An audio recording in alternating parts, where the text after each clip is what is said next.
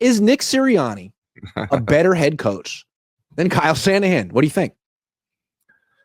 Well, the numbers tell you yes. If you're looking at statistics straight up, he has a better winning percentage.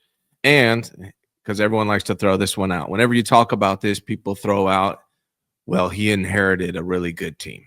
Okay, let's go on that context. If you give Kyle Shanahan 4 years, 4 of them, to build the 49ers roster exactly how he wanted to build it, and then look at their records and their achievements, Nick Sirianni's still winning that competition. He has a higher winning percentage. He's now appeared in 2 Super Bowls, same amount of NFC championships. So from a numbers standpoint, yes. Now I have more opinions about that, but I want to hear what you got to say. But from a numbers standpoint, yes. To me, I think this is a clear, obvious answer. I think well, here's the thing. It depends on your definition of a head coach. And I think this is where Kyle Shanahan sort of gets to slide because he wears all the hats. And what I like about Nick Sirianni, the reason he's a better head coach than Kyle Shanahan is that he's a head coach. And that's the only hat he wears. He plays his position. He knows his position. And I think there's something to be said for that. Like Kyle Shanahan is a control freak. He hired the general manager. He calls the plays. He tells the defensive coach, you got to run the wide 9. I mean, he's very much a control freak. He's watching all the meetings. I mean, Sirianni is just a classic head coach. He takes direction from the general manager who hired him. He delegates. He lets his assistant coaches coach. He's not telling Vic Fangio what to do on defense, and he's not telling Kellen Moore what to do on offense. And I think a lot of people look at that and say, well, what are you even doing? He's being a head coach. He's in charge of the scheduling. He's talking to the media. He's doing clock management, game management, all the boring stuff that Kyle Shanahan looks down on. That's what Sirianni does. So Kyle's a much better play caller than Sirianni because Sirianni isn't a play caller. But Sirianni is demonstrably a very good head coach. All right. So my opinion on them might be different than yours. I don't like either one. I'm not a fan of Kyle Shanahan. I'm not a fan of Nick Sirianni. But here's why I point out the records. Like now, if I had to choose, if you're like Ryan, Kyle Shanahan, and Nick Sirianni, I'd probably pick Kyle, to be real, just because he's more tolerable to me than Nick Sirianni. Nick Sirianni's personality is intolerable. I can't stand him. But the reason why I like to point out the records and the achievements is because 49er fans love to call Nick Sirianni trash, yet he's accomplished more in less time. So if I don't Nick mind Sirianni's shtick. I mean, yeah, he's brash and sometimes he creates distractions for his own team, but I don't think he's done that in a while. And you got to give him credit. He's super fiery on the sideline. Like he's not buried behind a playbook. And when someone gets hurt, he's the first guy on the field. I don't have a problem with Nick Sirianni. I think he gets a little too much flack for his personality. The things you like about Nick Sirianni, I agree. Like those things are good. That's the benefit of having a head coach that's not an offensive play caller. I like, I don't remember the last time Kyle Shanahan went out on the field and checked on an injured player. I don't remember if that's ever happened. I do like when I see coaches do that. My point is this, though, like if I could take any head coach in the NFL, Nick Sirianni and Kyle Shanahan aren't even in my top 3 or 4. I'd pick, there's a lot of other guys that have that straight head coach responsibility role that Nick Sirianni has that I prefer over Nick Sirianni. But my point is the hypocrisy when we call Nick Sirianni trash because he's the Eagles head coach and you don't like his personality, yet he's achieved more, has a better winning percentage, and done the same things Kyle has so far. Look at it like this, though. If you have like a weak team organization, like the Niners were when they hired Kyle, and they're like, look, man, we don't have a GM. We don't have a roster. We don't have credibility. Can you please come here and just do everything? Hire the general manager, hire the whole coaching staff, and give us respectability again. That's something that Kyle did, and he did a pretty good job of it. I mean, pretty good. He hasn't won a Super Bowl, but he kind of built this thing in his image. I don't know that Sirianni could do that.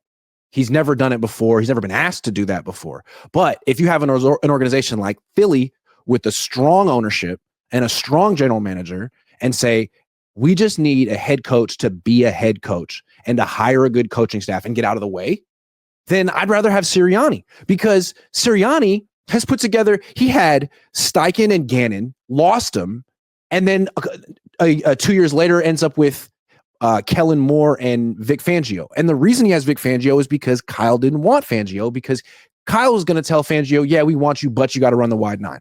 That's a big difference between them. Yeah, I agree. Yeah. I think one thing that is true, and it could be even more true in 2 weeks from now if the Eagles win the Super Bowl, but one thing that seems to be true to me is that the combination of Nick Sirianni and Howie Roseman is greater than the combination of Kyle Shanahan and John Lynch from a success standpoint. They've achieved the exact same things in less time. They have a better winning percentage. I think Howie Roseman is an underrated. I mean, he's talked about, but Nick Sirianni's success is ultimately a lot of it should go to Howie Roseman. He does a fantastic job. If I could pick any GM in the NFL to run the 49ers, it would be Howie Roseman. So it's the combination of both, but I do like having a head coach that has no responsibility outside of being the head coach. I think that's huge. And we haven't seen Kyle in that role. And when he's trying to balance be an offensive coordinator and be a head coach, he struggles on the head coaching things. And so I'm not sure what he would look like if he didn't have the offensive coordinator role. But as of right now, Nick Sirianni's having more success factually. Like, it's not my opinion, doing it the way they do it with him and Howie Roseman. If you took Sirianni off the Eagles and made Kyle their coach, would they be better or worse? I think they'd be worse. They wouldn't go for it on fourth down nearly as much. Their scheme would be way different. Jalen Hurts wouldn't work. I mean, one of the things I like about Sirianni and the Eagles is their RPO system. The Andy Reid runs RPO. Like, all the better teams have these mobile quarterbacks who are part of the run game because there's this whole RPO package, and Kyle and his disciples just scoff at that. They're like, we don't want this. We just want a pocket quarterback who can hand off and do some play action bootlegs. Like, man, that's not enough anymore. It's not enough when you have Jaden Daniels, Jalen Hurts, Josh Allen, Lamar Jackson, Patrick Mahomes, who can all run these zone read RPO packages really well and use their legs and score touchdowns in ways that Matthew Stafford and Jordan Love and Brock Purdy and Tua can't. So I kind of like, I'm not saying that like their offense is more explosive than the Niners offense, but it definitely it's a better running offense than the Niners offense. One of the things that I like about Roseman and Sirianni more than Kyle Shanahan and John Lynch is the trenches in general. They prioritize the offensive line, and that philosophy right there is something I believe in.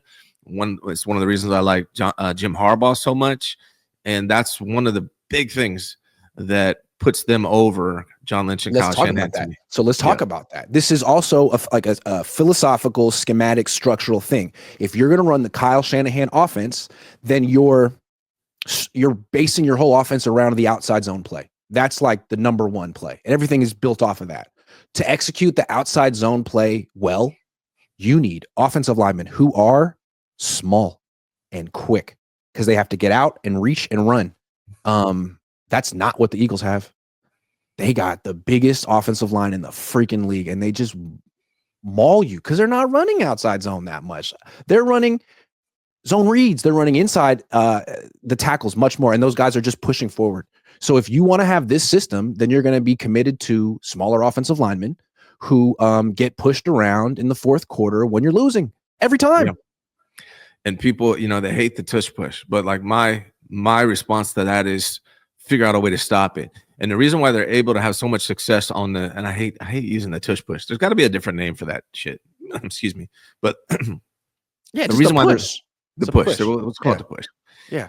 Is their offensive linemen. And like, you have to me, when you're building a football team, you have to have the ability to have a power run game. When it's third and short, you need to be able to get yourself 2 yards. And the 49ers don't have that personnel to be able to pull that off. Like, Christian McCaffrey's a finesse running back. the outside zone is a finesse running scheme.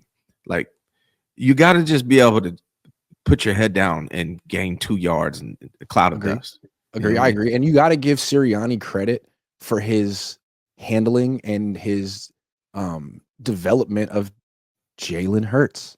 That's his quarterback. And Kyle had Trey Lance. And compare the way Sirianni has used Hurts and improved Hurts' game, maximized his strengths and minimized his weaknesses to what Kyle did with Trey. I'm not saying Trey Lance could have been Jalen Hurts or as good as Jalen Hurts, but I do think he would have had a much better shot with Sirianni and in that organization than he did here, which was no shot. I think what's funny, man, and people, I'm used to it now, but I think Jalen Hurts and Trey Lance are actually very similar. I really do. I think they are. I think the Eagles should sign Trey Lance as a backup quarterback next year because they're not the most accurate passers from quarterback standpoint. They're not the best processors, but they are powerful runners and they have talented arm strength. Now, Jalen Hurts played really good yesterday, and I don't think Trey Lance could step in and do what Jalen Hurts did yesterday. And I'm not the biggest Jalen Hurts fan. I don't have him in the elite tier of quarterback, but what he did yesterday was really good. I think they just do a good job of catering their offense to his strengths.